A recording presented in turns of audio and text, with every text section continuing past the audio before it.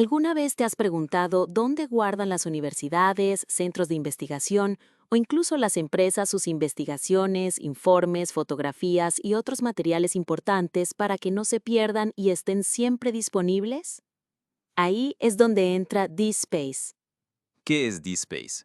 DSpace es una plataforma de código abierto que permite almacenar, organizar y compartir documentos digitales. Pueden ser archivos PDF, fotografías, audios, videos, prácticamente cualquier formato.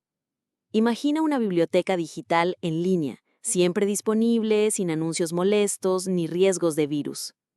¿Para qué se usa? DSpace se utiliza en todo el mundo por universidades, bibliotecas, centros de investigación y también por algunas empresas. Su función principal es preservar el conocimiento a largo plazo y ofrecer acceso abierto a contenidos académicos, científicos, culturales e investigativos. ¿Y hay ejemplos de repositorios así? Claro, algunos ejemplos. La UNED tiene colecciones de cine digitalizadas en su repositorio. Vamos a ver una de sus películas.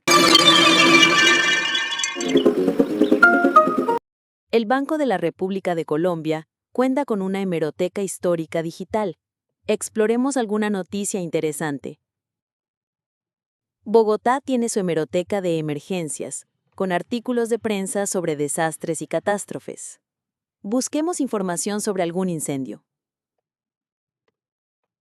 En México, el Archivo General de la Nación conserva documentos históricos digitalizados en su repositorio. Mira qué interesante este documento. Pero entonces, ¿no es lo mismo que usar Google Drive o Dropbox? Buena pregunta. A primera vista puede parecer lo mismo. Ambos almacenan archivos en la nube. Pero DSpace está diseñado para el uso institucional, mientras que Google Drive es más personal o limitado a grupos pequeños. Algunas diferencias clave. Google Drive es privado por defecto y el acceso está limitado a usuarios específicos. DSpace permite un acceso público, organizado y seguro. Además, facilita la colaboración entre distintos usuarios o instituciones. En DSpace, la información no depende de cuentas personales. Si alguien deja la institución, el contenido sigue disponible. Y siempre se conserva el nombre del autor y otros metadatos importantes. También cuenta con un sistema de búsqueda avanzada, similar a Google, pero orientado a documentos académicos. Puedes buscar por autor, año, tema, título, entre otros filtros. ¿Y qué pasa con los videos o audios? ¿También se pueden buscar fácilmente?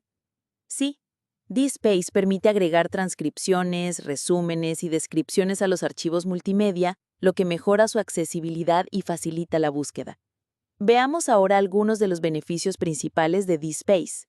Sin publicidad. No hay anuncios al leer o descargar contenidos. Acceso libre. En muchos casos, cualquier persona puede acceder sin pagar. Organización profesional. Gracias a los metadatos, todo está clasificado y es fácil de encontrar. Preservación a largo plazo. Diseñado para conservar el contenido durante años. Control institucional. Cada organización gestiona su propio repositorio con sus propias reglas. Independencia editorial. Los autores pueden publicar directamente, sin necesidad de editoriales ni intermediarios. ¿Incluso si el autor ya no trabaja allí? Exactamente. Aunque el autor se haya retirado o incluso haya fallecido, su obra puede seguir disponible y accesible. ¿Y de dónde viene DSpace? ¿Cuál es su historia? DSpace nació en el año 2002, como resultado de una colaboración entre el MIT, Massachusetts Institute of Technology, y la empresa HP Packard. La idea era crear una herramienta que ayudara a las universidades a preservar digitalmente su producción académica y ponerla a disposición del mundo. Desde entonces ha evolucionado gracias a una comunidad global de desarrolladores e instituciones. Hoy en día es uno de los sistemas de repositorios más usados a nivel mundial. Generalmente, cuando una institución quiere tener su propio repositorio, contrata a una empresa especializada en tecnología para que realice el montaje, configuración y soporte técnico. Hoy en día, DSpace forma parte del movimiento de acceso abierto al conocimiento que promueve el acceso libre a la información científica, académica y cultural. ¿Y cómo puedo empezar a usarlo? Antes de empezar, es importante conocer su estructura básica. La jerarquía de DSpace es simple pero potente. Comunidades, son las grandes secciones de una biblioteca. Por ejemplo, pensemos en una universidad. Esta se puede dividir en Facultad de Ingeniería y Facultad de Artes. Colecciones. Dentro de cada comunidad encontramos estas divisiones temáticas, son como estanterías. Ejemplo, tesis de pregrado, artículos de investigación, simposios. Ítems son los documentos digitales. Cada ítem incluye el archivo y una ficha técnica con información como autor, título, fecha, entre otros datos. Vamos con un ejemplo. Imaginemos que tenemos muchos contenidos del canal de televisión Teleentretenimiento.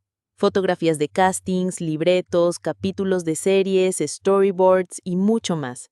Para guardar toda esa información necesitamos una estructura organizada. Por ejemplo, el canal tiene contenidos dirigidos a diferentes públicos, niños, adultos y para toda la familia. Estas serían nuestras comunidades. Dentro de cada comunidad podemos crear colecciones según el tipo de contenido: storyboards, libretos, programas y películas, casting y audiciones.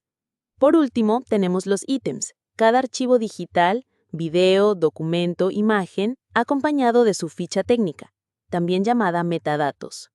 Con esto ya tienes una buena base para empezar. Ahora puedes seguir dos caminos. ¿Quieres encontrar información confiable o explorar cómo están organizados otros repositorios? Entonces visita los repositorios institucionales, académicos, culturales, deportivos y científicos. Te sorprenderá lo que puedes descubrir. ¿Eres bibliotecólogo o profesional de la información? Entonces te interesará aprender cómo se configura y administra DSpace. De eso hablaremos en los próximos videos con ejemplos prácticos en repositorios de prueba.